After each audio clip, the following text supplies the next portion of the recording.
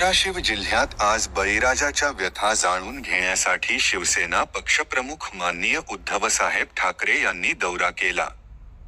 क्रांती सूर्य न्यूज साताराचे प्रतिनिधी पवन वाघमारे धाराशिव. या दौऱ्यात त्यांनी काक्रंबा गावाला बळीराजाशी थेट संवाद साधला.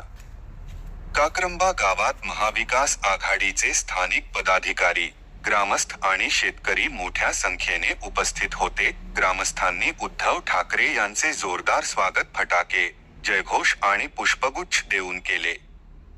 या भेटी दरम्यान शेतकरी बांधवांच्या वतीने उद्धव ठाकरे यांना लेखी निवेदन देण्यात आले.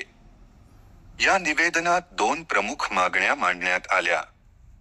पहिली, बळीराजांना तात्काळ कर्जमाफी मिळवून देण्याची आणि दुसरी, अर्धवट मिळालेले अनुदान त्वरित देण्यासाठी सरकारवर दबाव आणावा, अशी मागणी होती.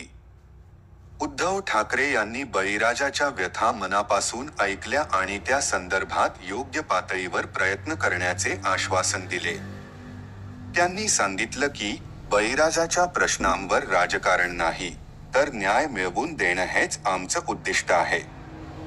काक्रंबा ग्रामस्थांनी या दौऱ्याबद्दल समाधान व्यक्त केलं असून, उद्धव ठाकरे यांच्या भेटीमुळे परिसरात नवचैतन्याचे वातावरण निर्माण झाले आहे.